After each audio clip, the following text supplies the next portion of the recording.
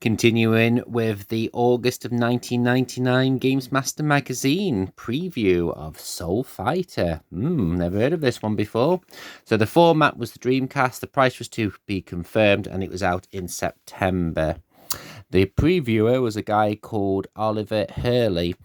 Get up, get on up, like a sex machine, get on up. That's James Brown, the godfather of Soul, and this new fighter for the Dreamcast has its fair share as well. Right. It was the late 90s, people. It's not as though there are already enough games that include Soul in the title, but it's easier to forgive Soul Fighter than minor quibbles, such is the quality of the game. For starters, not only you have to be able to duff people up with the aid of variety of tasty weapons, you also get to steal their souls, which is always something of a bonus. And rather than being an arena-based, each of the 6 levels consists of a huge environment through which you roam in search of victims. You have a choice of 3 characters as well as each with their own weapons and the abilities. It's a launch title, and along with the classic software such as Sega Rally 2, it could be a significant reason for grabbing a Dreamcast. And Sega Rally 2 is quite frankly never aged, in my opinion. Right, eye candy. One of the immediate things strikes you about Soul Fighter is just how good it looks. The characters, the environments, and the scenery all have loads of detail. Take a look at the windmill. It's just as like being on cambric green. The effects are also practically pleasing to the eye. Graphics on a 128-bit system. It's awfully distracting, but try to concentrate on duffing up your opponents, not on the windmill. Okay. The array of outrageous effects looks superb. Just pray those burning coals don't land up on you. Oh dear, too late. Oops. Actually, the screenshots doesn't look too bad. I mean, obviously, video's always better. Kill them all. Before you be able to access the end of level Guardian, you have to release all the souls on that level. It's achieved by heartlessly slaying everything in sight. We say arsing team. Are hordes of disgusting creatures on each level.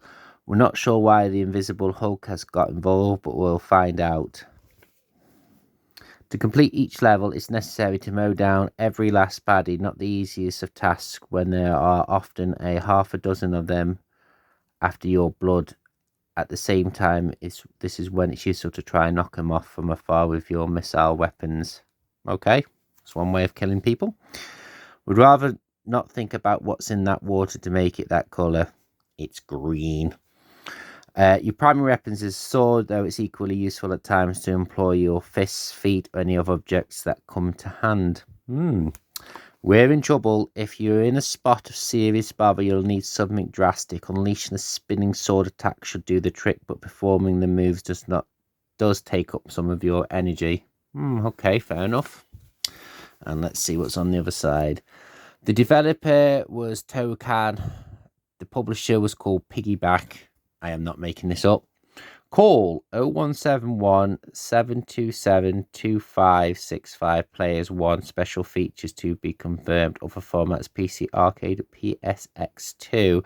So basically, the PSX2, the PlayStation X was the prototype name which kind of stuck. Obviously, when Sony actually revealed the PlayStation, people just referred to it as the PSX, so it was referring to as the PlayStation 2. And now we're on the PlayStation 5, and now we're going to be soon on the PlayStation whatever. Who's the man? At the end of each level, you'll find not pot of gold, a hulking great boss. It's the law after all. The part of the king changes to a more traditional arena-based fight. First one to wipe out the opponent energy bar wins. Simple. Games in the late 90s, eh? It's all very well to stroll without a care in the world, but any minute now you're going to get pounded. You're about to get up, your head flattened. It's no good looking at us for help.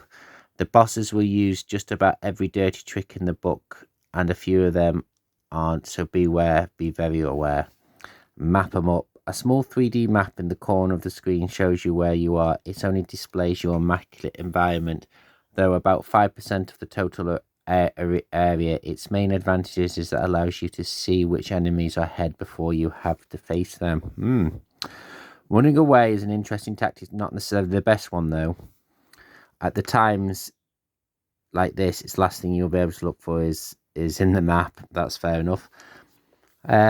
Swords and sorceries. The storyline has yet to be finished, but you can sure it'll entail plenty of mystical goings on. But we don't know what are all the total 14 weapons to choose from. One block.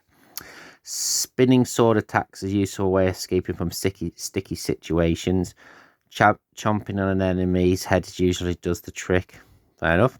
You'll be able to that. You'll be blessed with such a large weapon. You'll be grateful, I should say. You'll have to decide which opponent to concentrate on first. Make the wrong decision at your peril. This basically sounds like Streets of Rage 2, albeit with swords and stuff. Missile attack. Switch to your first person view and you'll be able to attack opponents with any of the 4 missile weapons you may have accumulated. As soon as you take any damage though, game automatically reverts to third person mode to allow more hand-to-hand antics. Try to use your long-range weapons to avoid this happening to you. Being able to fling axes around the place is not sniffed at. Even the smallest hit from an enemy takes you back into a third-person view. Okay, fair enough. Yeah, it doesn't look like it's a game that's probably did well. I mean, like I said, I've never heard of this since this magazine article.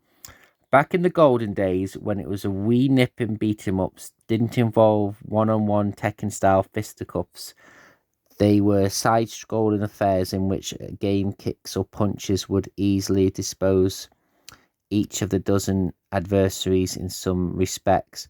Soul Fighter hurls back to those simpler times, meaning to blend engrossing fighting frolics with adventure in a style of game that could very easily prove to be dull and repetitive. From what we've seen so far, Soul Fighter is anything but this. And although the Dreamcast pad is far from ideal for beat-em-ups, the controllers are intuitive, I should say, and you'll find it easy to get the hang of them.